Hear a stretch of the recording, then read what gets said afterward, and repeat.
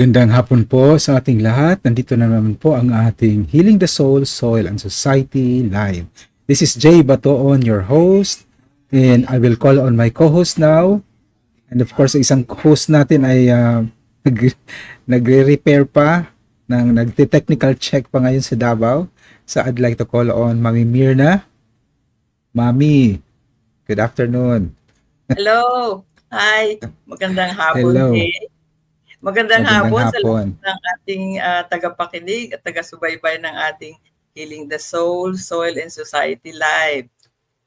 Yes. Gusto natin i-greet ang ating mga viewers from different parts of the globe.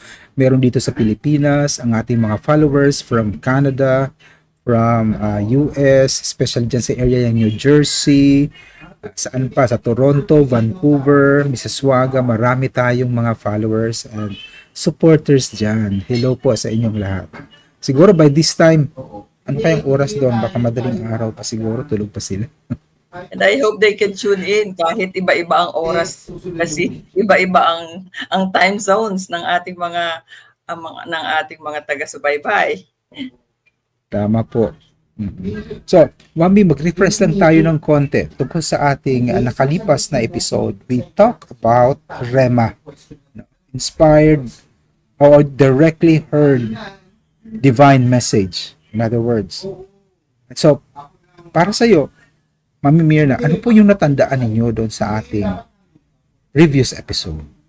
Yes, I was very happy to note na yung because of presentation ni Professor Serafin Talisayon, who is a very spiritual man, na-realize ko na yung Rema pala, for me, are those parang mga instincts at yung parang mga damdamin na dati hindi ko label ng ganun.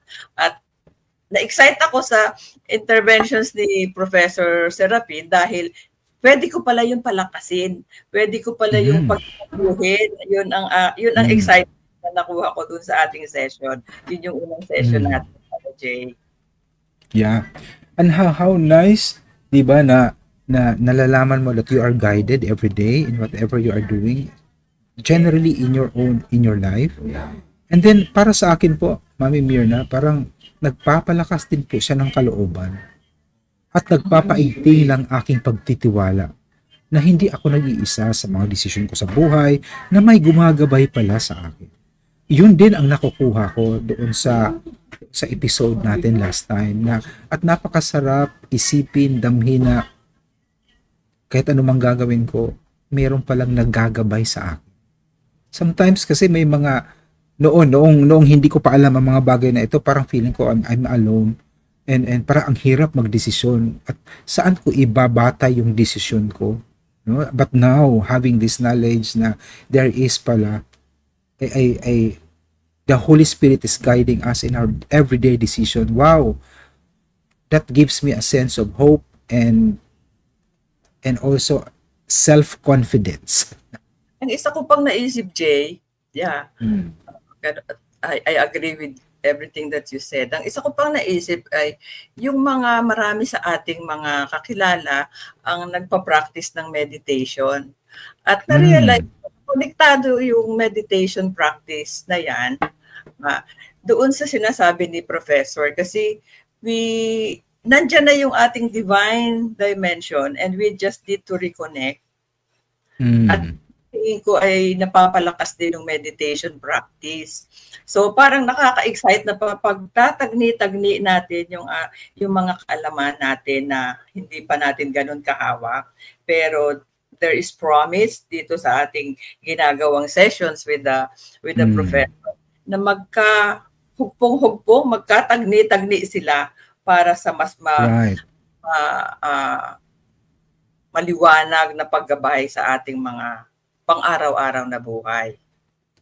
Right. And I'm glad you pointed that out, na yung isang paraan ng pagpapaigting nung ability na yan to listen is to put yourself into silence. To practice meditation. Importante pala yun na para marinig ko yung boses ng Espiritu Santo na gumagabay sa akin, kailangan ko pala na mag-cultivate ng katahimikan sa kalooban ko.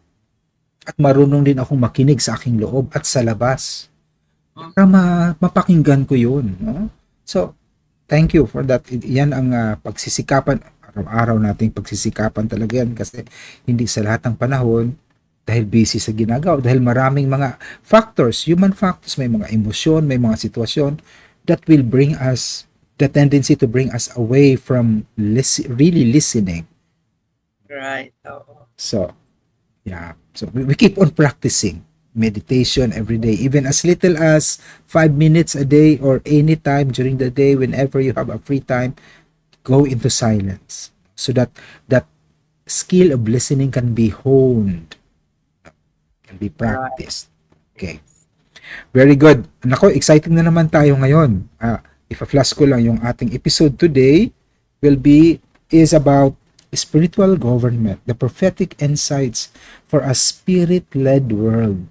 Sa palagay ko, kapag tayong mga tao o lahat ng tao ay natututo ng makinig, gumamit sa rema, makikinig sa inspirasyon na galing sa Espiritu Santo, sa Holy Spirit, syempre, no? Para ang epekto niyan, we will be led by the Spirit. This is a Spirit-led world. Yan ang aking hopeful vision na darating tayo dyan. Yeah. Might be a long, long way to go there. No? And for myself, yeah, we can start now. Having worked for the longest time in governance projects when I was still working, this is really very exciting for me. Yung sinabi mo na when we get to that point when people leading governments are spiritually led, exciting masyado yan. So sana marami tayong tagapakinig na namumuno sa mga local na pamahalaan. Makakatulong ito siguro sa kanilang pamumuno. I am sure na ang hope ko rin na ang ating mga elected politicians at mga social servants ay marunong ding makinig, na mayroon ding mabuksan ang isip na makinig pala dapat. Hindi lang pakikinggan yung pansariling intention or motivation, pansariling agenda, but makinig sa isang malaking puwersa na magpapabago ng ating buhay. Okay, so siguro mas maraming masasabi sa atin ang si Sir Apin kapag tinawag na natin siya para sa ating episode today. Okay, yes. So let's call on Professor Serafin Talisayan. Hello, Professor. Hello. Magandang hapon. Very happy to be with you again, Kuya Jay and Ate Mirna. Kumusta? Okay kayo? Nakikinig ako sa inyong usapan. Ang sarap pakinggan Totoo, siyang tunay. Okay, so yun na nga, so pagkatapos na ngayon na marinig na natin, no, ang rema pala, ma-discover natin ano pala ang rema. At ito na nga, na-discover na natin, napag-usapan na natin sa ating previous episode. Ito na ngayon then as an effect, we will be led by the Spirit, by the Holy Spirit. Okay, so take it away, Sir Apin. Susundan ko yung inyong usapan kanina. Tayo ay laging ginagabayan sa itaas. Tayo ay pwedeng makinig lagi sa itaas. Tayo ay hindi nag-iisa. Marami tayong mga guardian angel na nakapaligid at tumutulong sa atin. Hindi tayo nag-iisa. At kung subukan yung magtanong, sasagutin kayo. Kaya ang ganda ng rema na ating napag-usapan nung last episode natin. Pero ngayon, meron tayong ibang episode. Rema din. Kaya lang, prophetic rema. So, kung mamarapatin nyo, meron akong inihandang maigsing slide presentation para maipaliwanag ko kung ano yung prophetic rema na yan. Teka, umpisa natin sa Page 1, okay. Ayan, okay. So, magandang hapon sa ating mga nakikinig sa ating programa. Ang ating topic ngayon is towards a spiritual government. Ngayon, ipapaliwanag ko muna yung context in relation sa episode 1 at saka episode 2. Kasi ngayon ay episode 3.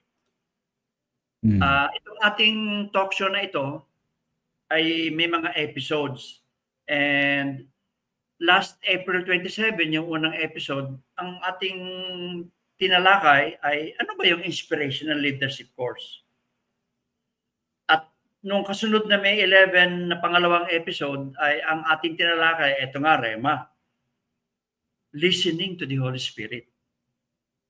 At ngayon, May 25, third episode, ngayong hapon, we will be talking about spiritual government. Prophetic Rema about or towards spiritual government in the Philippines. So, meron tayong ino-offer na inspirational leadership course. Mamaya ipapakita ko yung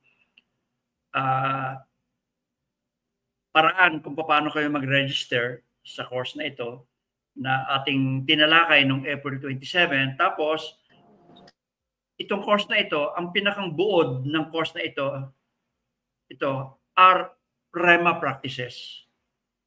Iba't ibang pamamaraan kung paano makinig sa Holy Spirit. Interfaith ito. Ito galing sa mga hinango yan, sa mga practice sa Catholic, sa Protestant, sa Muslim pa nga, sa indigenous Filipino groups. Pinagsama-sama natin yan ng mga pamamaraan kung paano makinig sa Holy Spirit. So yan ang Rema na buod ng Inspirational Leadership Course. Ayan.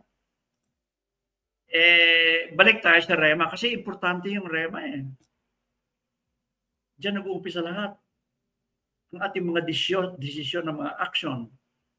Napakaganda kung tayo ay nakikinig. Ano ba ang ating kasunod kong gagawin? Ano ba, may problema ko? Paano ko ba ito isusolusyonan? Ngayon, ito pong Rema ay isang Griego o Greek word. It's a Greek word which was used by the earliest Christians to mean personally heard word of God. Kayo mismo narinig nyo. Maraming pamamaraan kung paano dumarating. Kung minsan ay meron kayong maririnig na boses. O kaya sa panaginip. O kaya pagkagising-gising meron kayong idea na napakalakas na idea na sagot sa tanong nyo. Pwede rin yun. Maraming pamamaraan kung paano dumarating ang Rema. O kaya pwede rin. Meron kayong tanong, tapos kinabukasan, meron kayong makikitang na kaibigan na meron sinasabi sa inyo, na yung sinasabi sa inyo, yun ang sagot pala sa tanong nyo. Maraming pamamaraan. Kumisan pa nga YouTube video. So, yan po ang Rema na personally heard word of God. Ang tawag natin sa English, iba-iba eh. Kumisan prompting, divine inspiration, ayan, interior locution, calling, yan. Okay. So, ang ating pong flow is yung Rema, ang nakapaloob dito sa Inspirational Leadership Course. At yan din ang nakapaloob dito sa Spiritual Government kasi meron tayong tatalakayin today at meron tayong dalawang guest. Hindi lang ako ang guest. Tatlo po. Ay, andyan na si Padre Efren. Hello, Padre Efren. Oo, we missed you. Kanina pa namin kayo iniintay. So, today po, we will be talking about a particular kind of Rema, prophetic Rema, na marami palang mga nakakatanggap ng prophetic Rema tungkol sa coming spiritual government in the Philippines. At mamaya, meron kaming dalawang guest na papasok na tutulong na magbigay ng explanation sa mga kwento-kwento tungkol dito sa spiritual government. Ayan. So, tapos, sa susunod na June 8, ay pag-uusapan natin in your earth. Kasi po, ang spiritual government, tapos spiritual business, spiritual technology, lahat yan ay patungo dito sa New Earth. Kaya, pag-uusapan natin ito next June 8, New Earth. Ito is also a prophecy. Not only a prophecy in Christian faith, it is also a prophecy in the Islamic faith. Pareho. It's coming. So, ang ating flow is, unang-una, personal change muna, bago magkaroon ng structural or outer change, na lahat yan patungo sa New Earth. Kaya ang unang-unang step sa New Earth ay talagang Rema. Because ito ay led by the Holy Spirit. It's led by Yeshua. Ito. Okay, so let me connect the dots. Let me connect the dots. Unang-una, yung ating mga leader in the past, marami dyan ay God-centered eh.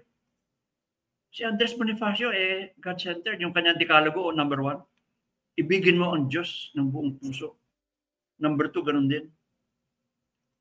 Si Apollinario Mabini, yung kanyang true decalogue, yung tatlong first 3 na decalogue, tukol sa pakikinig, pasapalataya at pagsunod sa Diyos. Yung mga military na nagrebelde, EDSA 1, successful revolution, peaceful revolution. Ang sabi nila, yung EDSA revolution ay it was a revolution made in heaven. Kasi sabi nila, there is a supreme being who has prescribed a moral order for the guidance of men and nations. Maka-Diyos din sila. Ito pa, meron tayong another leader in the past na maka-Diyos. In other words, bakit ganyan ang mga Pinoy? Marami tayong mga leader in the past na openly God-centered. Ayan, I will continue to connect the dots. 1979, 1991, 1995, tatlong survey, lahat nagsasabi na ang Pilipino, pinakamataas ang score sa religiosity and spirituality. And then, 2018, ganun din. Hindi na pinakamataas, number 5 tayo, 2018. Tapos po, ito ang nakaka-intriga. Marami tayong mga grupo, mga indigenous Philippine religious group, na ang tawag nila sa kanila sarili ay mga kapatiran. Bakit nakatanggap sila ng mga propesya? Ang Philippines daw, ang New Jerusalem. Ang Philippines daw ay magiging spiritual center ng planeta at magiging kokopyahin ng ibang gobyerno, ibang countries, ang ating spiritual government. Pagkatapos, meron pong tatlong mga visionary. Ang isa dyan ay isa sa mga guest natin, si Mrs. Lolita Acuner, si Ate Lolit. Siya po ay isang Marian visionary. At magkukwento siya mamaya. At meron siyang nakilala na isang Australiano na visionary din, si Helen Morris. At isa pang Japanese visionary, Senior Ryo Kasama, na silang tatlo, pare-pareho ang natanggap na prophetic rema ng ating Philippines daw ay somehow napili na magkakaroon dito ng spiritual government in the future na kokopyahin ng ibang countries. Yan, ikukwento ito ni mamaya ni Ate Lolit. Hindi ko na ito Tapos, yung isa pang guest natin, si Ate Grace Kutsapin, nakakatanggap din siya ng prophetic rema. Na ang sabi sa kanya, ito ang gawin mong dissertation sa Asian Social Institute. Ay di, sunod siya. Ito, i-explain niya kung ano yung natanggap niyang prophetic rema. At ito, isa pang matagal nang nakatanggap. At isinulad siya sa libro. Si Professor Connie Alaras sa UP, retired na ito. Ito madre. Tapos, doktor sa UP nagtuturo, professor. Ayan. Divine governance. At ako rin po, last year nakatagap ako ng Rema. Ang sabi sa akin po, ang ating sagisa, ang ating watawat ay merong nakatagong sagisag, a hidden symbolism about the sun and the three stars. Yan daw po, sabi ng Rema na tanggap ko. The sun represents the Holy Spirit that will start a spiritual government in the Philippines, assisted by 3 space brothers or 3 galactic brothers, represented by 3 stars. And these galactic brothers will come from 3 stars, from Pleiades, from Sirius, and Arcturus. These are extraterrestrial or galactic or space brothers that will come here. In fact, sabi ni Ate Lolit, nandito na sila. Sila ay tumutulong sa Holy Spirit to start the spiritual government in the Philippines. At pag-usapan pa natin to, napaka-sarap ng mga kwento ito. O ayan, meron pang isang Indian preacher from India. Ganon din ang kanya nakita. The Philippines will be the second nation to Israel how God is going to greatly bless. She will be like a beacon of a lighthouse for the world. O ay pare-pareho sinasabi nila. So, from Rema, it will lead to inspirational leadership. And from inspirational leadership, it will lead to spiritual government. Yan po ang from Rema to inspirational leadership to spiritual government and then to the new earth. So, uulitin ko po yung aming invitation. Mag-uumpisa po sa June 22, yung Inspirational Leadership Course. Kung gusto nyong mag-join, kung kayo po ay nakakaramdam ng katok sa inyong puso from the Holy Spirit na kayo ay mag-join, ay please scan this QR code. Ilabas nyo yung inyong cellphone, scan nyo ito, at nakikita nyo kung paano mag-register. O kaya, kumuha kayo ng screenshot at pagkatapos nitong radio program, puntahan nyo itong link na ito, nandiyan dyan yung registration form. Ayan. Father, please join us also, not as a participant, but as a resource person. Ay si Mirna po, nag-join na rin. Kaya kasama natin si Mirna sa Inspirational Leadership Course.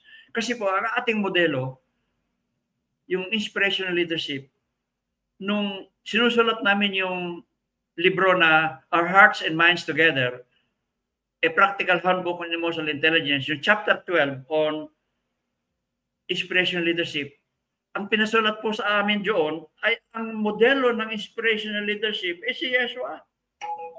Siya po ang ating modelo. So, pag-aaralan po natin yan kung ano yung spiritual leadership. So, finally, that's all. Thank you, Jay. And yan ang aking introduction na para malaman ng ating listeners kung bakit tayo nandito sa ganyang topic na spiritual government. Thank you. Nakamute ka, Jay. Thank you so much, Professor. No?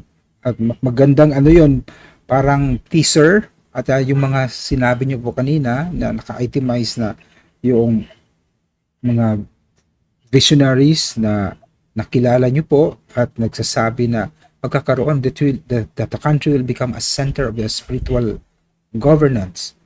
At isa sa mga visionary ay nandito kasama natin at magsasalita siya. Magbabahagi siya ng kanyang rema, kanyang mga inspired and prophetic messages na na-receive niya. So, ikaw, Father, kumusta ka? Alam namin na si Father po ay nandoon sa Davao ngayon. Kumusta ka dyan sa Davao, Father? Okay lang. Kararating ko lang. Kaya hindi ako kagad nakapasok. Very good. Nandito ako Very ngayon good. sa Lasang kina Justice Carmelio. Hi to the Camillo family over there. Opo. Sila ang nagtulong sa akin na makapasok dito. Maganda, pero kanina nasimulan ko naman, pero doon lang ko sa backstage. Napakaganda ng ating usapan ngayon. So makikita po natin na talagang itong rema, matagal na po ito, itong prophetic rema, napakatagal na po nito. At hindi po ito haka lamang na ang Pilipinas ay talagang pinapamarisan. Diba yung people power, talagang all over the world. Matindi ang influence nun. Diba? Yung Poland, talagang isa na puso ng Poland. Katapos they were trying to do that in China, pero hindi pa hinog ang China. Pero talagang marami na pong kumokopya sa atin. Kahit po yung Singapore noon, di ba, yung tinitingnan din ang pamamahala dito noon ni yung sa Lee Kuan Yew, yung mga bliss ni Imelda noon, kinopya rin ni Lee Kuan Yew sa Singapore. Kaya po, hindi naman po nangangahulugan. Itong mga binabahagi niyo po, hindi po ito off tangent. Talagang nandyan po ito sa Pilipinas. Ang kinakailangan lang po talaga natin ay maging open and then act on it. Karamihan po talaga, lahat naman tinatawag na magbahagi at pumasok sa rema at tanggapin ang rema, ang prophetic message, pero napakarami pong natatakot at hindi. Kaya kinakailangan po natin ng suporta. Kaya napakaganda po ito, Professor, na bibigay tayo ng parang course para ang lahat matuto.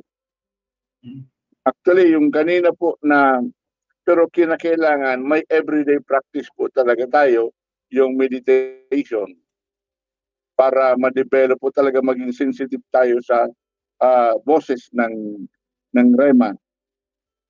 Kasi marami pong distraction kasi pag lalong-lalo na po ngayon, matindi po ang distraction, iba-ibang distraction.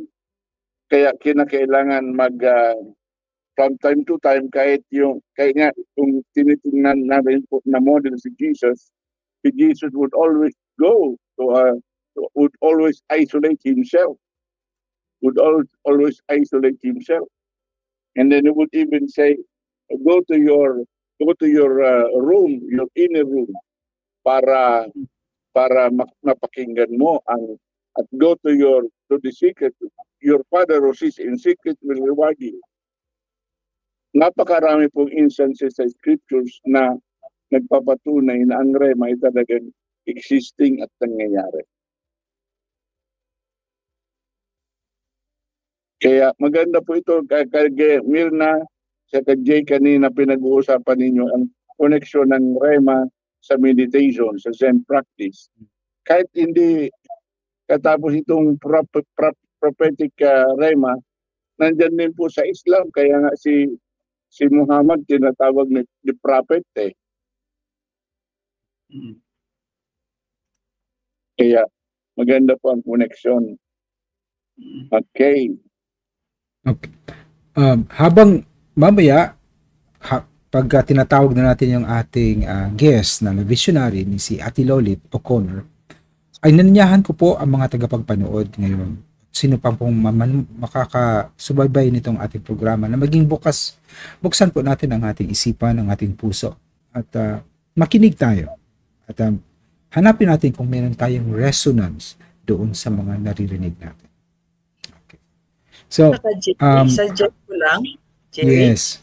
If I could suggest, siguro bago natin tawagin si Ate Lolit, kung pwedeng ipakilala ng maiksi lang ni Professor Afin, kung ano yung small background ni Sister Lolit para doon sa ating tagapakinig. Tama po. Thank you, Ate Mirna. Noong ako ay inutusan ni President Fidel V. Ramos na magbuo ng isang kurso para sa mga government executives. isang kurso, ang title ng kurso ay Pamahalaan. Ang definition ni President Ramos ay pamamahala kasama ni Bathala or God-centered leadership.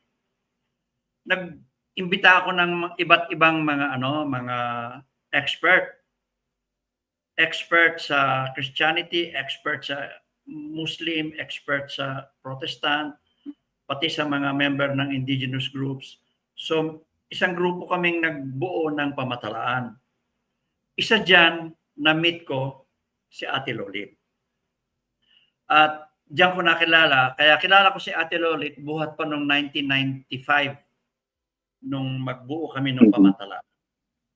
Ngayon, itong Inspirational Leadership Course ay hango sa pamahalaan dahil yung pamahalaan ay mga rema yan rema practice.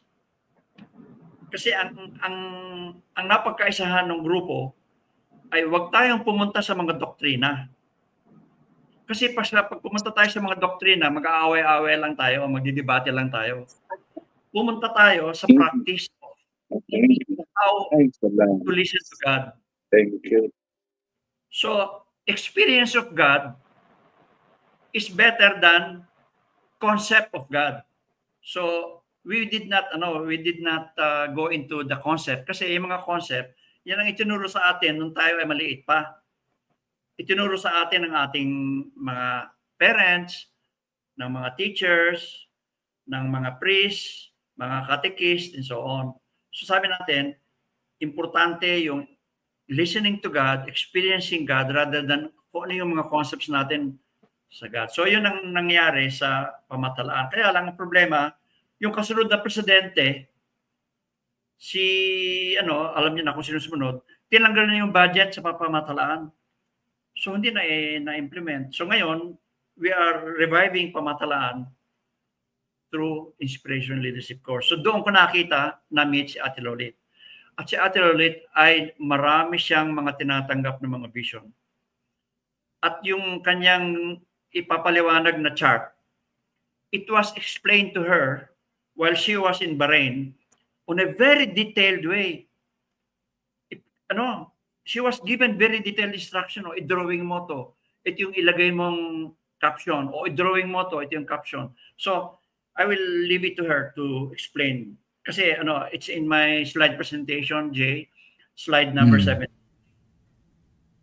Okay. So, mapakita natin yan mamaya. Yung, particular slide na yan. Oo. Okay, thank you. So, tatawagin din natin si Ate Lolit. Andyan na siguro siya. Sige. Okay. Kaya lang parang wala yata siyang camera. Naka-off ang camera niya. Nasa backstage siya. So, I don't know if she is ready. Maybe baka may technical difficulty siguro or technical interruption on her part. Okay, but nandito rin, meron tayong isang guest na nandito sa atin, nasa backstage, si Miss Grace Kuchapin. How about, unahin na muna natin si Miss Grace, baka nag-prepare pa si Miss Lolit, no, sa kanyang technical si Miss Grace Kuchapin ay isang empleyado or unit manager sa Development Bank of the Philippines. Naging guest natin siya last time. Ha? Naging guest natin siya sa ating previous episode. Oo. Last, May 11. Tama. Oo. Si Ate Grace at saka si Ate Lolit ay parehong miyembro ng Rema Practice Group. Ito ay isang grupo na binubuo ng mga gustong matuto, gustong mag-aral, gustong mag-advocate, at gustong magturo ng Rema Practice. Itong si Jay, member din ng Rema Practice Group. Kaya tamang-tama nung magkaroon tayo ng ganitong programa, siya yung pinakang tulay between the Rema Practice Group and the Trinitas Integrative Healing Ministry. Siya yung natural bridge. So ngayon, tayo. balik tayo kay Ate Grace. Si Grace ay nakatanggap ng Rema na kailangang mag-enroll siya sa Asian Social Institute. Sa umpisa hindi siya maniniwala until meron siyang natanggap na na isang biblical phrase na sinasabi sa kanya na dapat niyang sundin yung bibigay sa kanya. Kaya nag-enroll siya sa ASI, Asian Social Institute. Alam niyo ba na si Father Efren is PhD sa Asian Social Institute? Si Father Efren is Dr. Efren Borromeo. Di ba niyo? Ano yan? Anyway. Oo nga. So si Grace ay nakatanggap din. Ang pinaka-paborito kong professor, si Professor Talisayon. Ngayon, si Grace nakatanggap ng another rema telling her na ito ang dapat na topic sa iyong dissertation. Ay ano yung topic? Spiritual government. Kaya siya nandito. So, yan po ang introduction kay Ate Grace. So, sige, tawagin na natin si Ate Grace. Ate Grace? Hello, magandang hapon po. Magandang hapon po. Ayan, magandang hapon po muli sa inyong lahat, Father Momoy, Dr. Talisayon, Miss Mirna Harillas, and Kuya. Excited po ulit ako na kayo po ay makaniig sa hapon na ito. So, habang hinintay po natin si Ate Lolit na makapasok din, yun nga po, nabanggit ko po nung isang last session natin noong May 11, yung banggitin ko po ulit na yung divine synchronicities po kung paano ako napasok ng ASI. So, yun nga po, from my early retirement sa Film Life, I received instruction ng na-receive ko po yung instruction kay Lord na mag-retire from, pwede na ako mag-retire from Film, and then to enter a new phase in my life journey. So, from Film, I got in sa DBP as a compliance officer po. So that alone also, from my retirement to Film, is also, from my retirement from Film to DBP is also a rema na kumbaga nung makita ko po siya sa job street. If you remember my story last May 11, sinabi ko po doon na, Lord, gusto ko sa DBP. Gusto mo rin ba? And then right then and there, after ko po makita yung sa job street na yon, nag-apply po ako. Kinabukasan agad, pumunta agad ako sa DBP kasi strong yung conviction na pumunta ka. So, nung pumunta po ako doon, nakapasok na nga po. So, that was siguro mga around April or May 2018. August 2018 po, August 28, 2018 is my official first day sa DBP. So, nung nasa DBP na po ako, yung third story ko, nung makilala ko naman po si Dr. Talisayon, wherein sa isang civil service webinar. Ang topic niya po doon is about emotional intelligence. Yun po yung kailangan ko during that time, na para po may mga kinakaharap ako mga challenges, I should say, pero in those challenges, I also learned a lot because I learned to harness yung listening to God at saka yung pakikikonekta sa aking higher self na matatawag, at saka nga po yung practice ng rema. Mas lalo ko po siyang na-practice. So that was my yung next story ko po na kumbaga ibinitin ko po kayo ng konti is that nung nasa DBP na nga po ako, so nakilala ko na po si Dr. Talisayon. That was November 14, 2021. Ito na po. Pumasok na po sa buhay ko. Pumasok na po sa buhay ko si Dr. Jo Villasano, na isa din pong estudyante o naging estudyante ng Asian Social Institute. Kung hindi po ako nagkakamali, parang sumunod po siya sa batch ni Father Momoy sa ASI. So, pinakilala po ni Dr. Talisayon sa akin, si Dr. Jo Villasano. That was, if I'm not mistaken, July 2023 yon. So, July 2023, ang tawag po, Zoom meeting po yun na in-arrange ni Dr. Talisayon with Dr. Jo Villasano. Sabi ko, Dr. Tatay, sabi ko po, ano po pag-uusapan namin ni Dr. Jo Villasano? Hindi ko po alam kung ano po yung plano ng Panginoon with that event, pero I am positive, pero parang alam niyo po, may agam-agam, ano kayang sasabihin ko kay Ate Jo? Na still connected pa rin po ba ako? Yes, you're still connected. Okay. Very much connected Okay po. po. So, thank you po. Thank you, Lord. Thank you, angels. Thank you, archangels, for protecting our transmission also. So, nung kausap ko na po si Ate Jo nung July 2023 na yon, ang tawag niya agad sa akin, Dr. Kuchapin. Sabi ko, ay naku, Ate Jo. Sabi kong ganun, wala na po akong balak mag-aral ulit kasi tapos na po ako. Kakatapos ko lang po sa NCPAG, July 2020 po. Imagine po, July 2022, gumraduate po ako sa UP NCPAG ng parang masters ko po. And then July 2023, oy, nga, no, Rema din po yun. July 2023 ko din nakilala si Ate Jo or si Dr. Jo.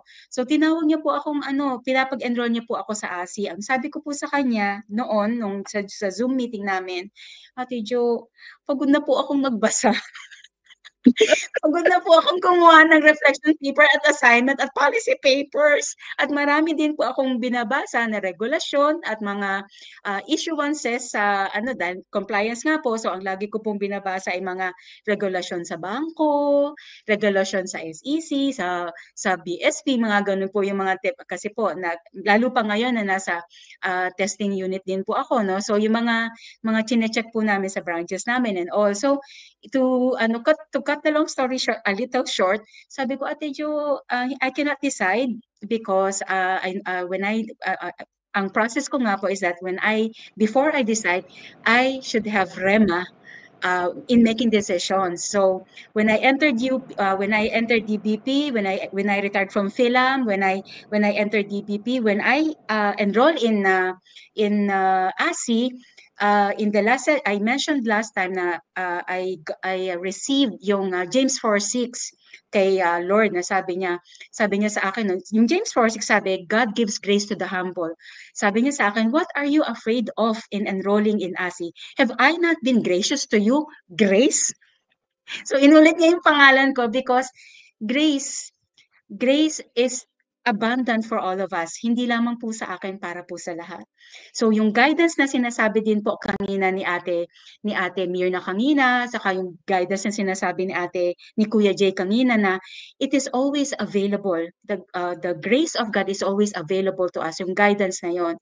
So when I received that particular word from in James 4:6 nung nagle-lecture po si Dr. Talisayon, sabi ko ay wala na akong kawala kay Lord. Kailangan ko nang mag-enroll kasi may word na eh. That has always been my process na kailangan may word ako o merong particular statement na mare-receive ako or sign na kailangan kong gawin na yung pinapagawa. So James 4:6, God gives grace to the humble. So right after the session ni Dr. Talisayon, I already resolved na sinabi ko din, shinare ko yung sa mga classmate ko din and kay Dr. Talisayon na I really should be enrolling in ASI kasi nga may instruction na si Lord. So di-enrolled na po ako sa ASI nung 2024 na yun, first sem. As early as mga bandang February, ang isa sa mga subjects ko po is semiotics or meaning making under kay Dr. June Dr. June po sa ASI po. Isa po siya. Dati po siyang NCCA commissioner po o yung parang director tatay po, no? Tama po ako.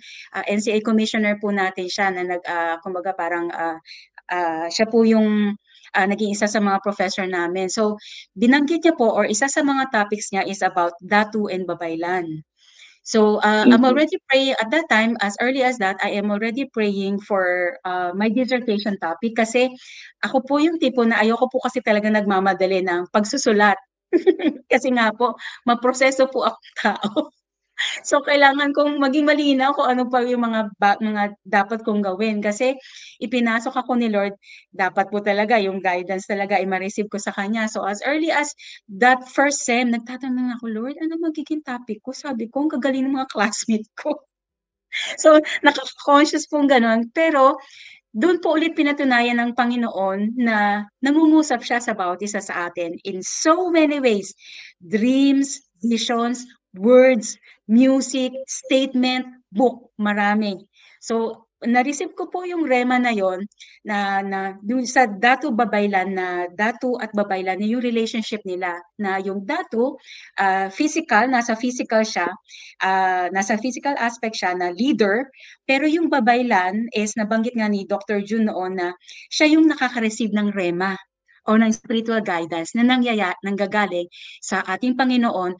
Yung connection niya nasa Panginoon. So yung Babaylan, siya yung nagko-connect sa Datu para mag-guide yung governance ng isang tribo or tribe na pinangungunahan ng Datu. So sabi ko, I had it playing in my mind already. And so because you already know who my thesis advisor is, right? So kinausap ko si Dr. Talisayon. Ang sabi ko, Dok Tatay, ang tawag ko na din po sa kanya noon. Dok, parang ito po yung naglalaro sa isip ko. So, March po yun, noong una ko siyang kinausap. Pero ang pinakamatindi po na confirmation na na-receive ko is nung naliligo ako noong April 2024. Water is my element. So, habang naliligo po ako noon, na-receive ko na yung phrase na New World, Old Order. Sabi ko, ay, kumbaga parang hindi ko pa po alam talaga kung ano yung magiging title, ano yung gist talaga. Pero nung ma-receive ko po yung New World, Old Order na yon na word, pumasok na po yung istorya ni kay King David, 'di ba? Na bago siya maging king, ang mga Israelites noon are asking for a king. Kaya nga po naging king muna si King Saul, 'di ba? King Saul muna, he was the first king, and then the second king actually after his reign is si King David sa Jerusalem. So at that time bago din bigyan ng king ang mga Israelites noon, the true king is actually, or the true leader of the Israelites is the Lord Himself, no one else. So pumasok na po lahat yon, yung ganong lineage or yung ganong parang dun ko po ibabase kung bakit ko siya na-receive or kung paano ko siya na-receive. So it is the Lord Himself, yung talagang true king, true leader ng Israelites. And in the same manner, kung i-apply po natin tong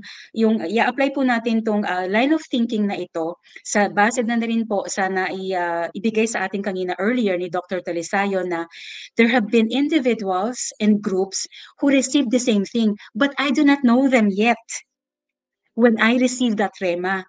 And even so, I was surprised na hindi ko pa rin po ganong nakakausap si Dr. Talisayon about my topic on on spiritual governance, but our conversation led to pamathalaan. Sabi ko, what are these pamathalaan? And then mentions of the names of Ate Lolit, Dr. Consolacion Alaras or Dr. Connie, and then even FVR, who led the pamathalaan during his time of presidency, it has been there. And then I also recalled of hearing Brother Sandor Salvara, the Indian prophet, spoke about the Philippines. But I do not know him then at that time na hindi ako nag-iisip na ay papasok ako ng ASEAN.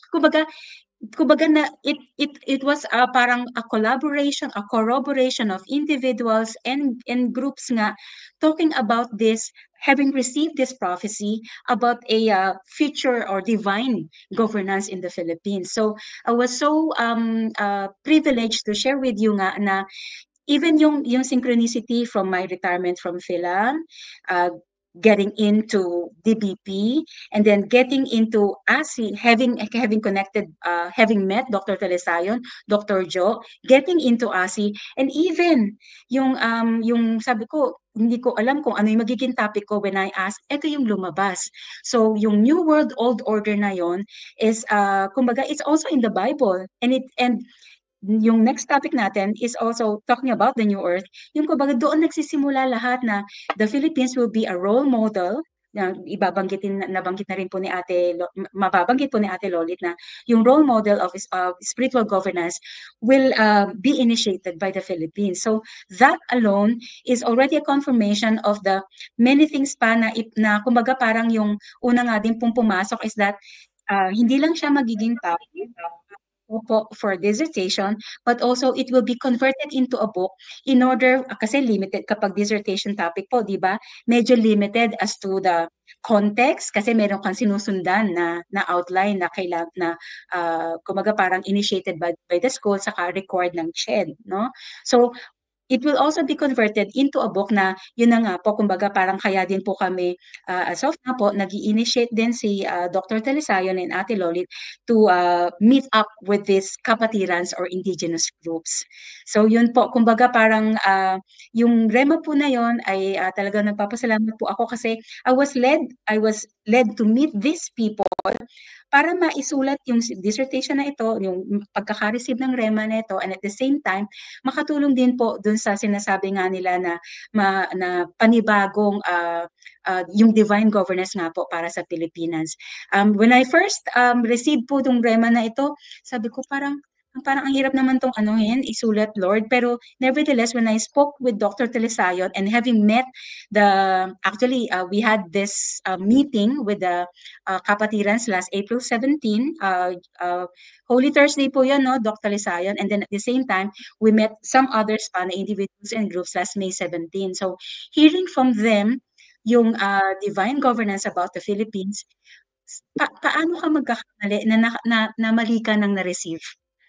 No? So yung kahapon po, kumbaga parang tatapusin ko din po, pero kahapon po sabi ng kaklase ko while we are discussing with Dr. Mina also, sabi po niya, paano mo mako-confirm na tama yung na-receive mo? Sabi ko, kapatid, sometimes it doesn't have to be worded. Hindi mo siya ma-receive by just mere words. Minsan hindi siya word, pero it will be confirmed in your heart. It is the heart, yung connection mo sa Holy Spirit ang magko-convict sa'yo na do it or write it or share it. Yun na po yun. So I'll be sa pagkakataon po ito, yun po yung masasabi ko na when I received the REMA from about yung dissertation topic ko about the spiritual governance, sabi ko ay ito yung isusulat ko kasi ito yung instruction eh. I cannot deviate from any topic.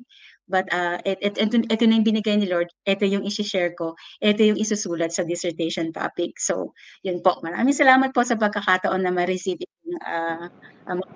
sa inyong lahat. Salamat po. Wow, Miss Grace, beautiful testimony. Nakakamangha. Nakakamangha yung proseso mo to come up to that. Pakinggan ang pagkukwento mo, Grace. So, kita-kita yung yung pagpaano mo kino-consider yung synchronicities ng mga events, ng mga tao, tagnay sila para dissertation topic. So pwede ko bang malaman ano yung main thesis ng iyong dissertation then? Ang title po, anong main anong tawag dito? Main message. Main position. Main message. Kumbaga parang yun nga po, kumbaga parang the Philippines will New World Old Order, the divine destiny of the Philippines as a role model in spiritual governance. Sa Pilipinas po kasi talaga magsisimula. And then na-confirm ko po siya nung ma-interview ko po si Ate Lolit noong December 8, 2024 din po yun nangyari. So December 8, 2024, available po si Ate Lolit noon. First time ko siyang ma-meet, and then nung sabihin ko sa kanya na I am interviewing her or she will be my co-researcher kasi nga po yung background niya, nung marinig niya yung spiritual governance, sabi niya, ay napakaganda naman ng topic mo. So nung sabihin ko nga po yung New World Old Order, tas sinabi niya po na yung na-receive niya din po from na REMA from the Lord is that the Philippines will be a role model. Kumbaga parang tiyak or jibe na jibe po or tiyak na tiyak doon sa na-receive kong REMA na magsisimula nga po sa Pilipinas yung spiritual governance. So confirmation po kaagad na maituturing po. So paano po, hindi na po talaga madi-deny na, kumbaga, the Philippines have this prophetic, kumbaga, it was prophesied earlier on pa na the Philippines will be a role model for this, in initiating this spiritual governance. sa ating bansa. And then it will be a role model for other countries to follow. Ganun po. Yeah, alam mo, parang nakakamangha. Yan lang masasabi ko. Nakakamangha para sa isang ordinaryong mamamayan na makakarinig nito.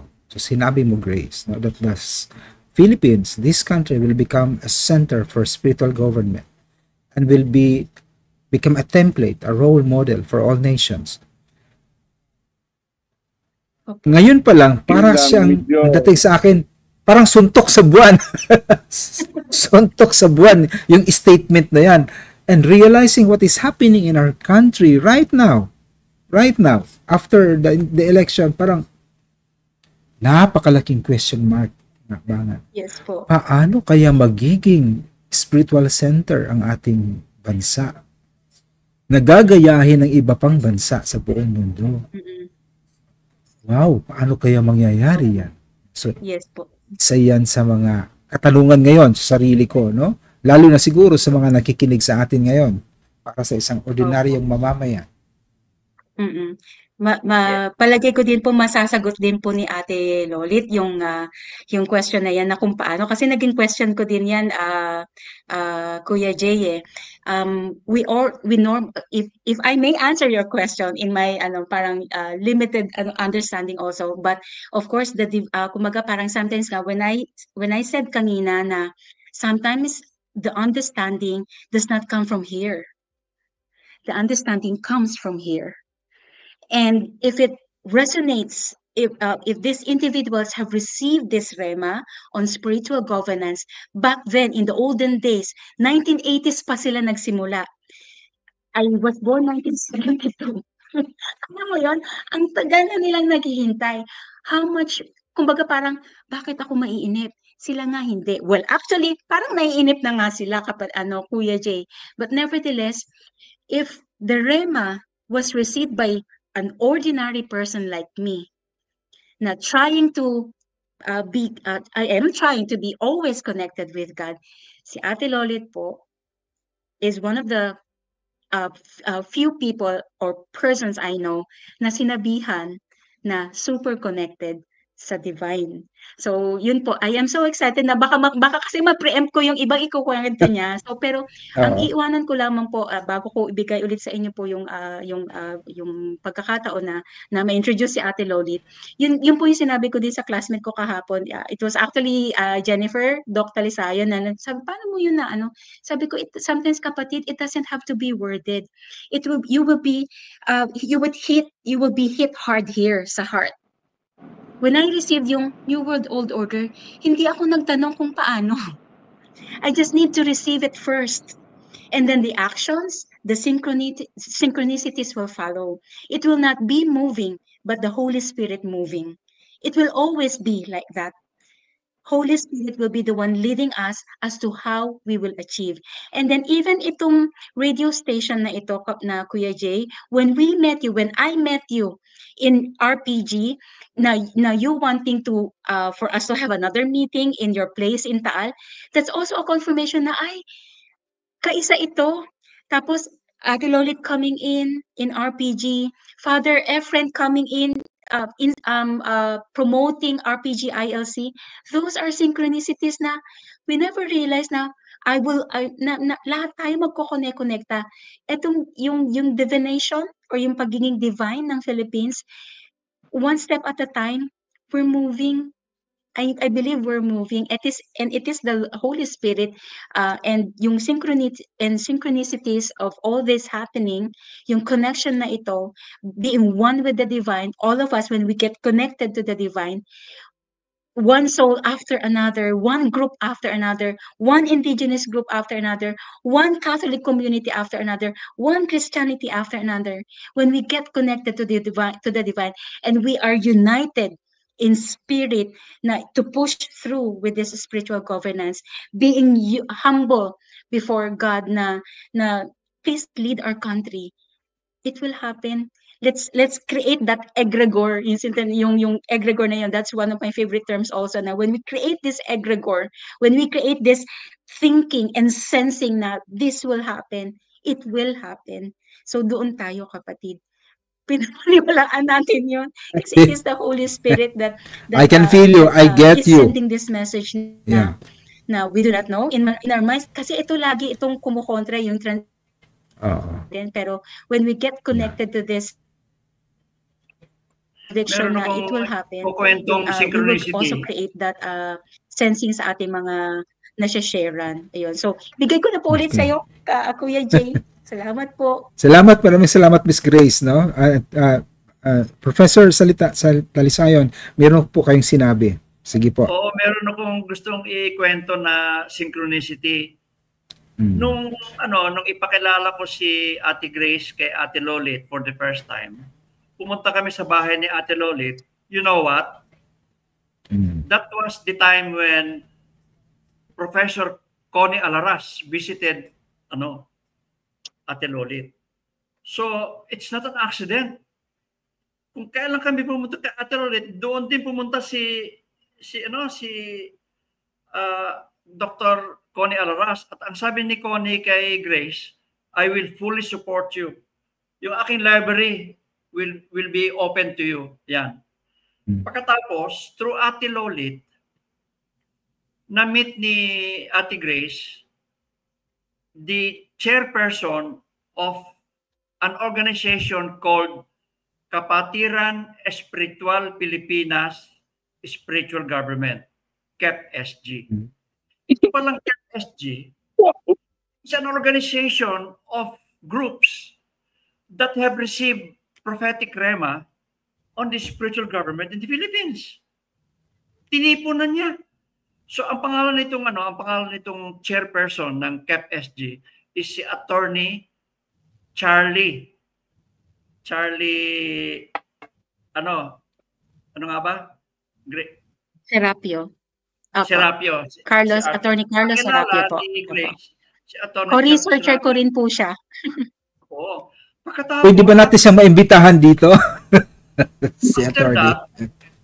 Alam nyo ba, si Ate Lolit ay may isang grupo sa La Union na nakatanggap ng rema in 1986. Ang sabi sa kanila, lumakad kayo patungo sa Maynila at ibandilan ninyo ang pamatalaan at inyong hanapin ang isang tao, ang pangalan ay Lolita Oconer, hanapin ninyo nasa malapit sa Fatima Shrine at kayo ay dalhin ninyo ang pamatalaan kay Presidente Ramos. Ayun nga, nagkita sila.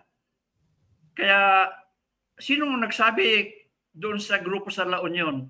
Ang head ng ang pinuno ng grupong yan ay si Ate Carmen Maglambayan na nakatanggap ng rema about spiritual government in the Philippines. At nag-connect siya kay Ate Lolit through the Holy Spirit. At kaya pala nalaman ni President Ramos ang pamatalaan, sila pala ang nagsabi kay President. Kaya nung tataka ako, paano nalaman ni President Ramos yung pamatalaan? Kasi inutusan niya ako eh. Di ba? So yan ang synchronicity, mga kabit-kabit na it's the work of the Holy Spirit. Habi. Okay, siguro sa ating mga succeeding episodes, maybe we can invite Attorney Charlie Serapio, no? Sana, no? Yan ang ating, sige. I'm looking forward to that. Jay, saka si Yes. Dr. Alaras din, si Connie. Okay. Yeah. At this point, I think baka ready na si Ate Lolit, ano po? Ate Lolit, at i-on nyo po ang inyong video at para makapasok po kayo dito sa ating live streaming. Kasi sa ngayon nakikita ko po na wala kang video, hindi kita ma-add. Okay, sandali lang po. Hapon po, nadidinig niyo po ako? Yes. Nadidinig niyo po ako? Okay. Okay. Naririnig po. Alam nyo, humingi na po ako ng saklolo doon sa aking isang border dito na magaling dito sa computer. Hindi po niya magets eh. Kaya sabi ko sa kanya, okay na lang kahit kung hindi mo makuha yung video, basta yung aking boses madinig nila. Very good. Sige. Hindi po makapasok eh. Oh. Ha? Okay na? So, total nakita niyo naman ako kanina na yata eh. Next time na lang. Para sa ating mga manunood po. Sa ating mga manunood. Okay. Sorry, paumanhin po at kanina pa kami dito, 3 na kami ditong nagtatry, hindi po lumabas. But anyway, magandang hapon po, mapagpalang araw sa inyong lahat. Sa kay Father Efren Borromeo. Nice to meet you, Father. At same here with of course, me. si Kuya Jay. Sabi ko sa iyo, magkikita tayo, 'di ba? Sa Taal. Opo. Pero hindi ko na-expect na dito tayo magkikita. So na-surprise ako. Na-surprise mo ako ngayon. Si Kuya Jay ba 'to? Ang alam ko po.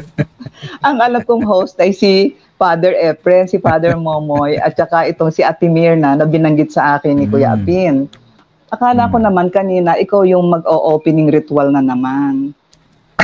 Kaya nariyan ka. Kaya iniintay ko yung gong mo. But salamat po. Una sa lahat ay sa mapagpalang Ama na pinagmumula ng lahat. Pasasalamat, walang hanggang pasasalamat sa Kanya at sa ating gabay na tayo ay pinagkita-kita sa oras na ito, sa banal na oras na ito. At tayo ay makapagpahayag ng napakahalaga, napaka-importanting mga informasyon para sa ating mga kababayang Pilipino para po sa future destiny of the Philippines. Ako ay taos-pusong nagpapasalamat kay Kuya Apin na inanyayahan ako na maging panauhing tagapagsalita dito ngayong hapon upang po ang sinasabing rema na matagal ko na po itong iniingatan sa aking puso ay maipahayag ko hindi lamang sa iilan na taong nakakaharap ko, hindi lamang sa ilang grupo na nakakaharap ko, nakakaugnay ko, kundi ito ay radio program na naniniwala ako na malawakan po ang mararating nito. Worldwide po tayo, Ate Lolit. Opo. Worldwide po tayo. Kaya congratulations sa namuno sa pagkakaroon ng ganitong programa dahil po ito na po ang kailangan ng ating mundo.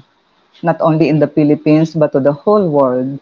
Dahil po ang ating pong world ngayon, katulad ng madalas kong sabihin kay Kuya Apin at kay Ate Grace, is moving towards a spiritual culture. The world now is moving towards a spiritual culture. At iyan po ang aking madalas kinukwento. Pakwento lang po ako kasi nakita ko sa tao, pag kwento, mas interesado silang makinig. So ang gagawin ko po ngayon ay ikukwento ko kung paano akong tumatanggap ng rema at kung paano ko itong isinasabuhay with the guidance of the Holy Spirit, the Blessed Mother, and the God the Father. Ako po, Ate Mirna, hiningan mo ng kaunting introduction si Kuya Apin. Ako po ay nagtrabaho sa Far Eastern University, academician din po ako, ng almost 30 years na librarian. After po natapos ko yung aking masteral degree in library science under FAPE Scholarship Grant, ako po ay nakatanggap ng rema from God the Father. Ang sabi po sa akin ng Ama, isang first Wednesday na ako po ay nagnonobina sa simbahan, ang sabi po sa akin ng tinig, sabi ni Kuya Apin, locution po ito, locution. Sabi ng Ama sa akin in locution, anak, step down from your office now. May command po now. We have many things to do. Parang na ano po ako, na-disturb ako doon sa aking nobenang sinusunod na dasal at ako tumingin ako sa paligid ng simbahan kung may boses ba akong nadinig. Wala naman po, tahimik na tahimik, puro sumusunod doon sa naglilid sa nobena ng Perpetual Help. So, hindi na ako nakakonsentrate po sa nobena at sa mass. At yun na yung sabi ko, ano yun? Ano yun? Bakit ganun ang sabi? Anak, step down from your office now. We have many things to do. So, hindi ko po alam na iyon pala ay from God the Father. Kasi yung tinig po niya, malaking boses na nag-e-echo eh. At ang tawag po doon ay mahiwagang boses sa Mount Banahaw. Ang sabi naman ni Kuya Pin, locution yon. So whatever it is, ang mahalaga po, yung naranasan ko yon na napakasarap, napakasarap. So ang ginawa ko po, itinago ko sa puso ko yon. At nang iyon po ay makatanggap ako ng rema na ganon, ang una pong ipinadanas o ibinigay sa akin ng Ama ay healing. Nagkaroon po ako ng spiritual healing. Na isang araw, papunta kaming Batangas with my husband and yung brother kong galing Saudi. Meron po kasing pakidala yung kumpare niya sa Batangas, Rosario, Batangas. Nung pauwi na po kami, 4 lang kami, foursome, my brother. Brother ko po, tsaka yung wife niya, ako, tsaka yung husband ko. Sa isang car. Sabi ko sa kanila, pauwi na po kami noon around 4, between 4:30 to 5. Sabi ko, pagdating sa Santo Tomas, Batangas, this is 1986. 1986 po. Sabi ko, huminto naman tayo dyan sa mga tindahan ng buko, yung maraming bukong nakatambak dyan sa may kalsada. Mag-presko naman tayo, mag-refreshing, minom tayo ng sabaw ng buko. Pero sabi ko, ako pipili. Gusto ko ikatlong pwesto. Sabi po nung brother ko, dahil comedian yon, bakit naman gusto mo pa ng pangatlong pwesto? Naglilihi ka ba? Sabi ko, hindi. Basta yun lang ang gusto ko, parang bumuka lang sa bibig ko. Alam niyo po, sa ikatlong pwesto, nung huminto nga kami, ayan, eto na, ikatlong pwesto, sabi nung brother ko. Nang nagtatao po kami, around 5 na yung 4 to 5, at sinasabi namin, tao po. Ang lumabas po ay isang, si Kuya Fred, natatandaan ko pa ang pangalan, na 10 years paralyzed. Yung right hand po niya, na paralyzed, 10 years ago na daw po, he met an car accident, na yun daw pong pinakamay na ugat dito sa shoulder niya na putol. Sabi po sa orthopedic, naubos na daw po ang kanyang pera, ang kanyang naipon, hindi daw po gumagaling doon sa orthopedic. Pero nandun daw po yung kanyang pag-asa na isang araw, padadalan siya ng Panginoon ng gagamot sa kanya. Kaya noon pong nagkaharap kami, tinatanong niya ako, ilan po bang buko ang kukunin niyo? Kasi owner po yung dala namin sa sakyan. Ang sagot ko daw po sa kanya, akin na ang kanang kamay mo. Iabot mo sa akin ang kanang kamay mo.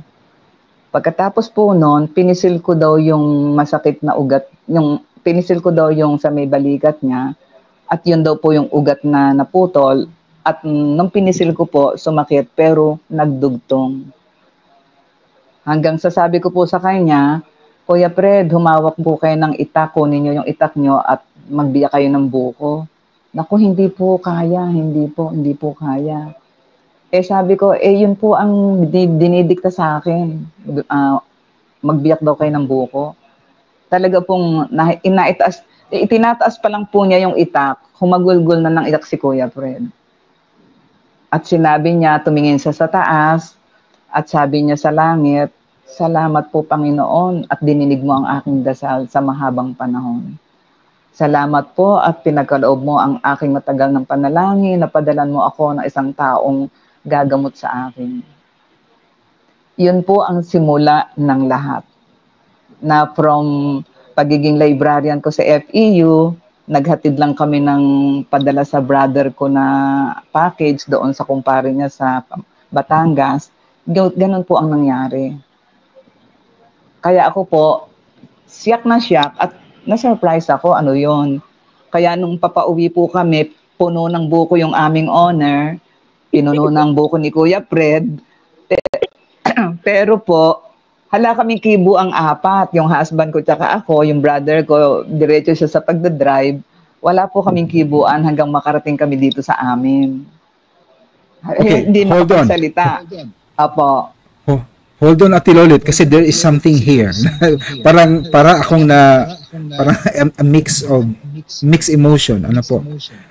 Gusto ko lang matanong,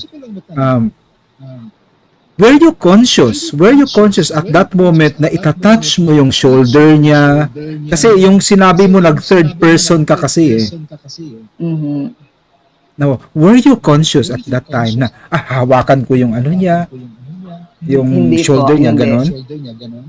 Kuya Jay, makikiraan po. Ang gusto ko po noon ay uminom na ng buko at ako'y nauuhaw na. Pero naramdaman ko po noon na nag-trance ako. I see. Nag-trance ako at sabi po sa akin ni Kuya Fred nung kami umiinom na ng buko, sabi niya po, bakit po kayo naman pala, mababa naman pala kayong tao? Bakit kanina po nung hinipo nyo ako at nilapitan nyo ako, ang taas-taas nyo po, malaking mama. Tapos po, yung kanyang buhok daw ay golden. So, si Jesus Christ po ang nakita niya sa akin. Kaya ko na lang nag-trance po ako, na ano din ako bakit ano yung nangyari sa akin na yon? Parang nawala ba ako sa sarili ko, ganyan. Hanggang sa natuklasan ko po na ang tao pala went into trance. Si Kuya Apin po ang nakapagpaliwanag sa akin kung ano yung trance. Magkakasama na po kami noon sa pamahalaan course. At sa proseso po ng aking paghubog sa spiritual o yung spiritual process na tinatawag ko, yung pagtatrans po ay may percentage. Sa karanasan ko po, 100% trans, wala kang alam. 75-25, 75% you are aware, 25% unaware. 50% aware, 50% unaware. Hanggang sa ito po ay maging close na maging 100% normal trance ka na. Ibig sabihin po ng normal trance, you are aware of what's going on, you are aware of what you're doing, and you are aware of the rema you are receiving. Pero dumaan po ako sa tinatawag na 3 stages towards spirituality. Number 1 po, purification, enlightenment, commitment. Pero ang unang-una ko pong pinractice yung meditation. Kasi nga po, nagtataka ako, ano tong nangyayari sa akin na to? Bakit ganito? So, natuto po akong manahimik. Sa katatanong ko sa Panginoon, ang bahay po namin, Father Efren, katabing-katabi ko po ang National Shrine of Our Lady of Fatima, Valenzuela City. Katabing-katabi, tatawid lang po ng karsada at dambana ng Fatima na. Ang nagpagawa po niyang dambana na yan, si Monsignor Ison, ay kapatid ng biyanan kong babae at yung mister ko, palaki ni Monsignor Ison. Yun po ang aking kalagay ngayon dito sa Valenzuela. At siguro po, ako po yung Marian devotee Grade 4 pa lang po ako, member na ako ng Legion of Mary sa Bulacan. Tinitingnan ko din po iyon as may yung foundation ko sa aking pagiging makadiyos. Yung ganon. So, Ate Lolit. Okay, hold on. Ate Lolit, kasi limitado ang ating time at ako feeling ko kung pwedeng buong maghapon tayo dito, okay lang sa akin. But then, because of our time limit, I'm so sorry. Iano kita na papunta doon sa spiritual government na. Okay. Sige. Okay. Punta na tayo doon. Sige po. So, Okay. 1986 din po, ng mga panahon late 80s, dumating naman po ang rema sa akin na ito po, klaro na sa akin ang pagtanggap ng rema. Klaro na. So, sinabi sa akin na naman, ay locution, the Philippines will be the light of the world. First sentence. Second sentence na sinabi sa akin, the Philippines will have a divine form of government. And then number 3, the Philippines will have this government will be a role model government in the whole world, among all nations in the whole world. So, yun po ang natanggap kong rema na hindi ko alam, hindi ko maintindihan kung ano ang kahulugan nun. Hanggang sa ako nga po ay nasama dito sa tinatawag na KEP-SG o Kapatiran Espiritual ng Pilipinas, thus Spiritual Government. So dito po sa atin sa Pilipinas, may tinatawag tayong mga indigenous religious groups or kapatiran na may bakuran, na yung bakuran na yon ay binubuo ng founder, members, activities. So sa pagpapatawag po ng pulong, doon ko po namit yung ibang mga leaders na nakakatanggap din ng same rema. Hanggang sa isang beses, nagpatawag po si Atty. Trillanes sa mga leaders na lahat ng nakakatanggap ng rema tungkol sa Pilipinas na magkakaroon ng divino gobyerno. Ang iba po, ang dating sa kanila ay divino gobyerno, sa iba spiritual government, sa iba Turete Diyos, sa iba, sa akin po spiritual government ang sinabi. So nagkaroon po kami ng series ng consultations at sharings. Ano ba ang dating nito sa inyo? Ang facilitator po namin madalas, si Atty. Trillanes, Pablo Trillanes III. So doon ko po nalaman na hindi pala ako nag-iisa na nakatanggap ng ganoong rema about the Philippines. Si Ate Carmen nga po, yung sinabi ni Kuya Apin, hinanap ako dito, natagpuan niya ako. Actually, naglakad po sila from Lawag to Manila. It took for them 3 months na naglakad. Wow. Opo, ang utos po sa kanya, kung may invite niyo po siya, mas maganda. Ang utos po kay Ate Carmen, maglakad kayo mula Lawag to Manila, wala kayong dala kahit ano. Yung papunta lang po doon, nag-commute sila. But from Lawag to Manila, dadaan kayo sa bayan-bayan, naglalakad, hihingi kayo ng permit sa mga mayors at sasabihin nyo na kayo ay magsasagawa ng spiritual campaign. 3 po ang designated na magsasalita sa kanila, ang inassign na magsasalita, 3, at sinasabing ang ipapalaganap ko sa mga tao, itrumpeta ninyo na magbago na sila ng kanilang masasamang gawa, magbago na ng mga masasamang asal, sapagkat malapit nang dumating ang divino gobyerno sa Pilipinas. Ito ang gobyerno kasama ang Amang Bathala. Gobyerno na ang Ama, Anong ang taon Holy ito? Spirit. Anong taon nangyari ito? Kila Ate Carmen po sa grupo nila, ang una pong nangyari 1982, pinaulit po ng 1990. Pinaulit po yan ng 2 beses po silang pinaglakad. Nung tumira po sila dito sa amin, 47 katao, 3 months sila dito sa amin tumira, 7 ang children. Kaya kami po, tuwing Sabado at Linggo, yung grupo namin dito na Inang Fatima Spiritual Group, sumasama po kami sa kanya dahil nang tumuli si Ate Carmen dito, sabi niya sa akin, Ate, bago kayo matulog mamayang gabi, yung first night po nila, umugnay po kayo sa mahal na Ama kasi po, meron daw pong sasabihin sa inyo. So, naayos ko na po ang kanilang pagtulog dito sa baba. Nagdasal ako. Ito po ang sinabi sa akin ng mahal na Ama.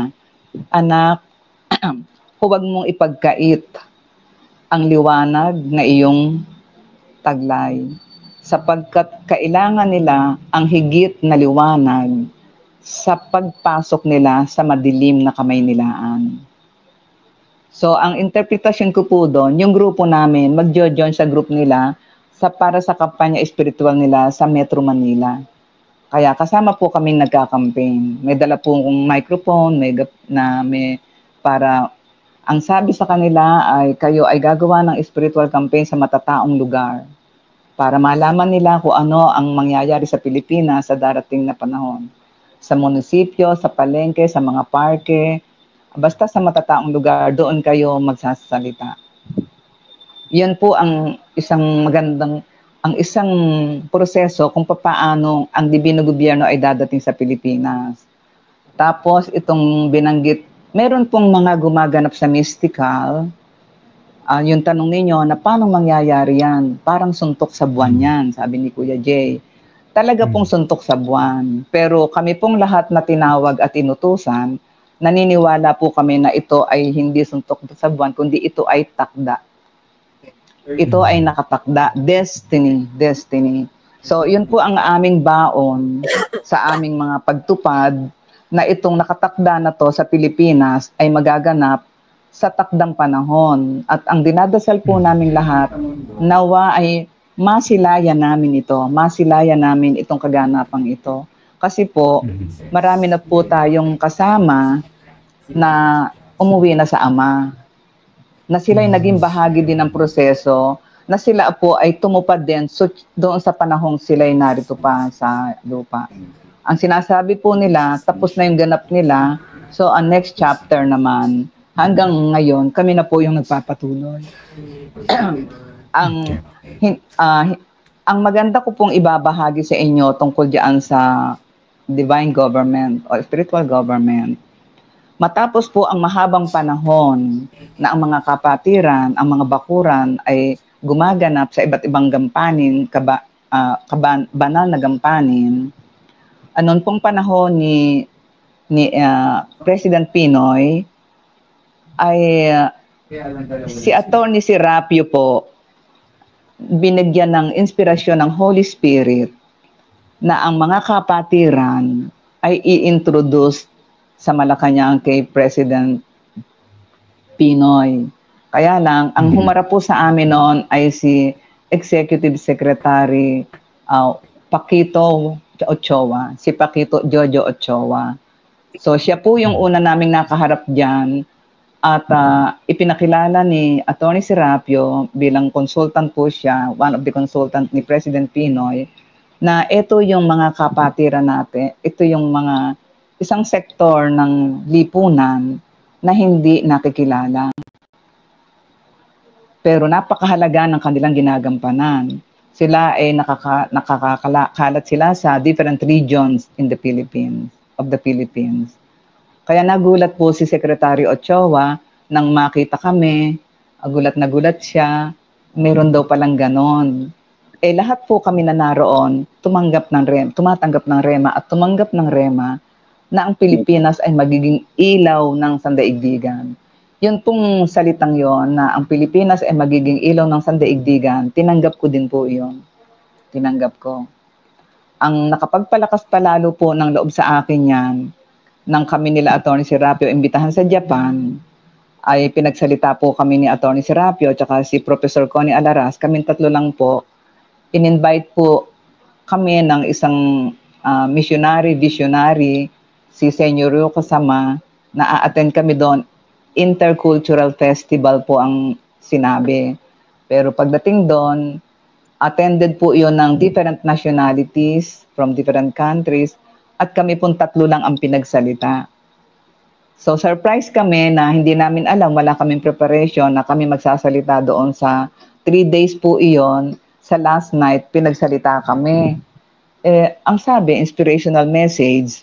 Ako naman, ang lumabas sa bibig ko po, wala naman akong paghahandat noon lang din po sinabi, yung third night na yung nakaupo kami sa front row. Ang bumuka po sa bibig ko, yung i-share mo about the Philippines. So yun po, sabi ko, I want to share with you the message that I personally received from God the Father. That the Philippines will be the light of the world. The Philippines will have a divine form of government. And this government will be a role model government among all nations in the world. Okay, hold on. Natuwa po. Opo. Okay. Nung nandoon kayo sa Malacanang, Opo.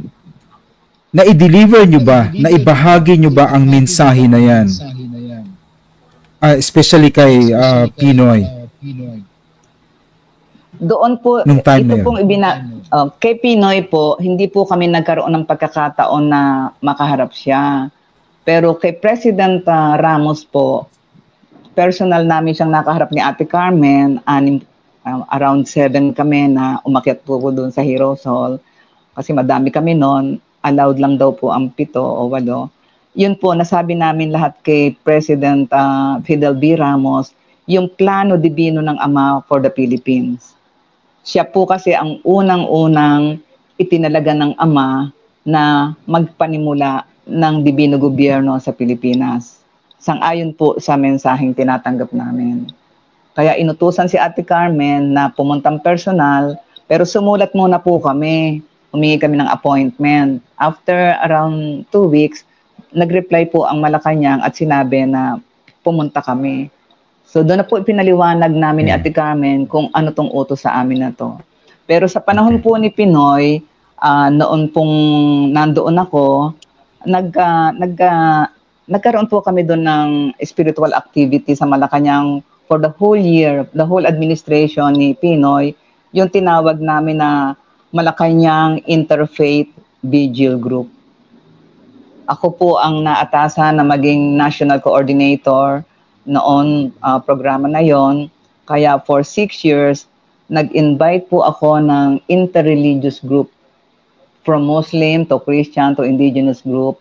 Kasi ako po, hindi nyo na itatanong, utos ng mahal na ina, mag-aral ako ng Islam religion.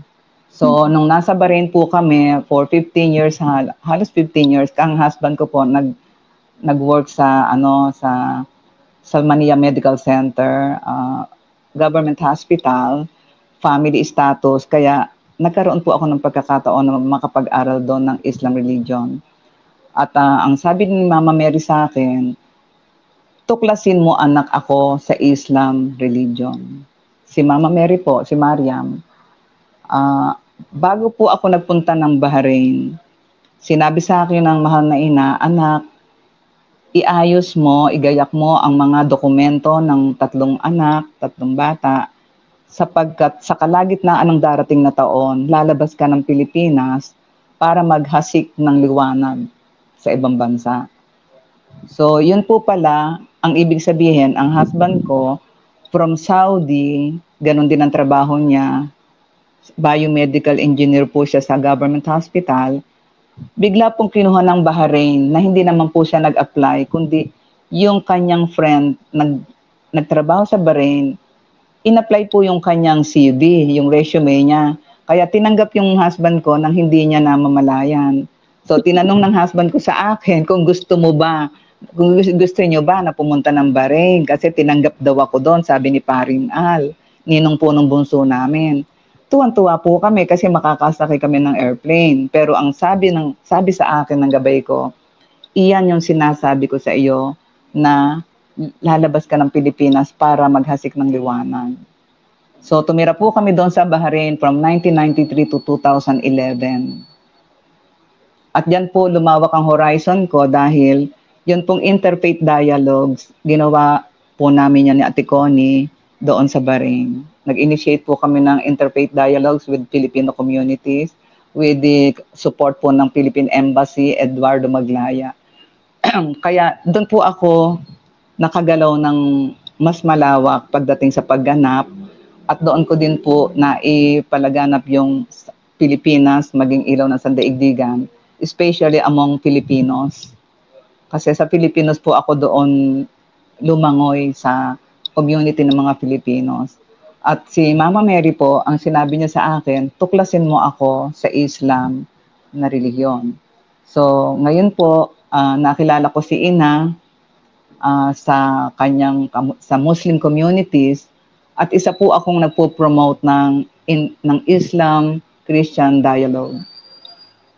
Dahil nakita ko po na sabi sa akin ng mahal na ina, only a mother can unite the whole world.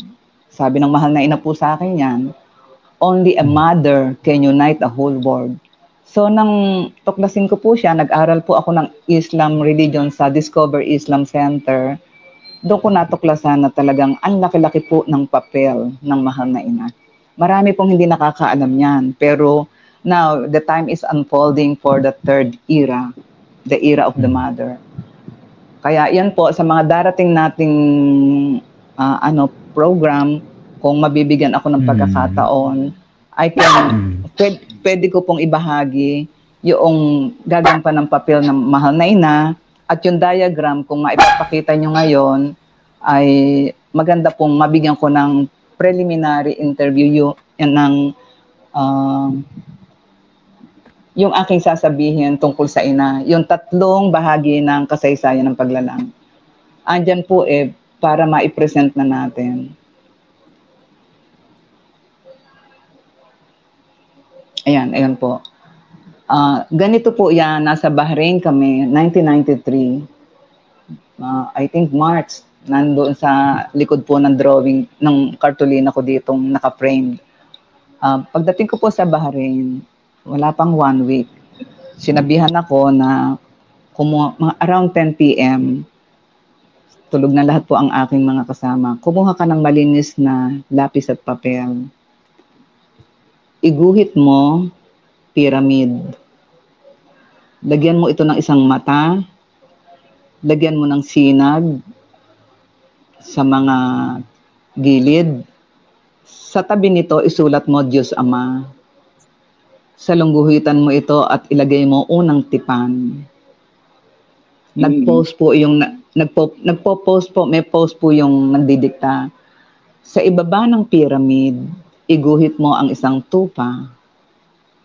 Sa tabi nito, isulat mo Diyos Anak. Sa lungguhitan mo itong muli at isulat mo Diyos ikalawang tipan. Sa ibaba ng tupa, kahanay ng pyramid, iguhit mo ang isang kalapati. Sulatan mo ito sa tagiliran. Sa tabi nito, Diyos Ina / Diyos Espiritu Santo. Sa lungguhitan mo ito at isulat mo sa ilalim nito, ikatlong tipan. Kala ko po tapos na yon dahil nag-post ng matagal. Tapos nagtinig po ulit. Isulat mo sa bandang itaas, malalaking titik, 3 bahagi ng kasaysayan ng paglalang. Nag-post po uli. Tapos sa baba, sabi niya, isulat mo sa ibaba, mas malalaking titik, 3 persona sa iisang pagka-Diyos. Pagkatapos po no, nag-post ako, sabi ko, ipaliwanag niyo sa akin ito. Hindi ko po alam, sabi ko, revelation ito. Wow, revelation. Pero ipaliwanag niyo po sa akin ito upang maipaliwanag ko sa mga tao. Ayun, nag-umpisa na po siyang magpaliwanag sa akin na ito anak ang 3 bahagi ng kasaysayan ng paglalang. Ang unang bahagi, ang gumanap na main role ay ang Diyos Ama. Diyan naganap yung paglikha hanggang, sinabi niya sa akin kung hanggang saan yung First Testament.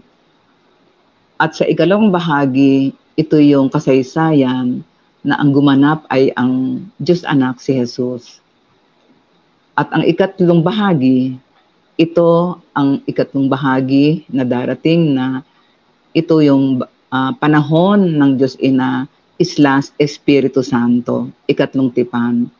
Sabi ko, nagtatanong po ako ang tawag ko po sa aking experience na yon, my conversation with the Father. Sabi ko, maaari pong magtanong, bakit po Diyos Ina / Diyos Espiritu Santo? Ang sagot po sa akin, sapagkat sila ay mag-esposo. Sila ay inseparable. Tapos sabi ko, ito pong 3 persona sa isang Diyos, alam ko po ito dahil itinuturo ito sa aming simbahan na ito ang 3 persona na iisa ang kanilang pagka-Diyos. So sa bawat kasaysayan na yan, sabi sa akin, bago nasulat na aklat na tinatawag ninyong unang tipan, iyan ay naganap dito sa daigdig. Kasaysayan yan na naganap. Gayon din ang ikalawang tipan, kasaysayan din naganap bago nasulat na ikalawang aklat. At ngayon, sabi niya, ang kasaysayan ay nagsisimula na at balang araw, mayroong magsusulat niyan para sa ikatlong aklat. Noon pong kinakausap ko siya, that was 1993. So ngayon, 2024, meron na po talagang mga nagsusulat. May mga namit na po ako na nagsusulat sila. Inutusan daw po silang magsulat para sa ikatlong tipan. So sabi ko, ay confirm yung sinabi sa akin na gano'n. So ngayon po, nandito tayo sa tinatawag na era of the Godmother. Era of the divine feminine light. So yan po yung sinasabing new earth, new world, fifth dimension o yung highest dimension of the earth. At dito na rin po gumagalaw si Mother Gaia. Nagpapatotoo siya na siya ay living organism, na siya ay buhay, na siya ay hindi masyadong naramdaman ng mga tao for million years, pero ngayon nagpaparamdam na siya na siya ay buhay. Kaya napakaganda po nitong programa ninyo na to dahil napakahalaga ng mga bagay na dapat nating maipaalam sa ating, not only sa mga Pilipino, kundi sa buong mundo. Ito po yung shifting of the planet Earth from 3D to 5D and yung panahon, era ng mahal na ina. Dahil dito po, mababago ang lahat. It is the mother who will unite everything. It is the mother who will change the world because of her love, because of her motherly love. She is soft, but she is firm. So ganyan po nagpapakilala sa akin itong si Divine Feminine Light. So yan po ang kung ako po'y wala ng oras, ako naman ay masaya na dahil naisama ko tong ating na to. Pero hindi po naman ako magsasawa kung ako inyong iimbitahin ulit na maibahagi ko pa yung marami ko pang nakasulat dito sa aking journal. Maraming salamat po. Maraming salamat. Maraming salamat din. Sa pagkakataon po, maraming salamat. Ate Lolit, hindi ko maipaliwanag ang aking nararamdaman ngayon personally kasi parang napakadaming i-unpack. But I will allow this moment to just unfold as it is. Yes. Okay, Mami Mirna, ano po ang masasabi niyo? Father Efren, ano po ang masasabi niyo? Ako ay napakarami din. Katulad mo, Jay, ako ay parang ang dami-dami kong gustong itanong kay Ate Lolit. Pero wala na tayong oras, so hindi ko alam kung paano natin gagawin. Sa susunod ulit. Kayo po, Father. Para sa akin, gusto ko lang, parang confirmation ito ng lahat ng mga agam-agam sa akin. Wow, thank you po. Yung mga sinasabi kanina na actually wala namang contrast, wala namang away ang rema sa kayo mga yung scriptures. Yung scriptures po kasi isinulat lang po yan kagaya ng experience ngayon ni Grace. Sinulat lang po yung rema experience sa sinulat sa scriptures. Kaya kung makikita nyo, mga 75 years bago nagkaroon ng nasulat na nagkaroon ng evangelist, sulat po na gospel. Pero noon pa po ito. Ngayon lang kung minsan masyado po tayo nabibigyan nakakalimutan ng makinig. Masyado po tayo nabibigyan sa nakasulat na. Para bang in-idolize na. Kaya nga sinabi ni kaya napakaganda po ito na magkaroon po tayo uli ng pananahimik at saka pakikinig. Napakaganda rin po ito na nagkakaroon tayo ng parang movement. We don't have to worry about opposition kasi natural po yung opposition. Kung walang opposition, talagang wala po magkakaroon ng masasabi po natin, talagang may opposition si Jesus nga. Inopose Hindi lang siya inopose, kundi ipinapo pa sa krus. Kaya, sabi kanina sa gospel, if the world hated me, basta ano kayo, the world would also hate you. Kaya natural po yung opposition. Kaya tuloy-tuloy lang po tayo na nakakatutuwa na mayroon tayong kagaya ni Ate Loli, ni Ate Grace. Salamat sa Diyos na mayroon tayong mga ganito. Okay. I am so overwhelmed. Okay, so yun lang masasabi ko ngayon. At Father, as usual, we would like to end with a prayer for everybody, a healing prayer po. So can you lead us po into a healing prayer? Let us, in the name of the Father, Son, and the Holy Spirit. Amen. Amen. Let's have some silence. Jay, do you have your gong? Yes po. Okay, I'd like to invite everyone to put yourself in a mood of in a prayerful mood, and just take a deep breath and remember always that your breath is the divine breath of God breathing into you.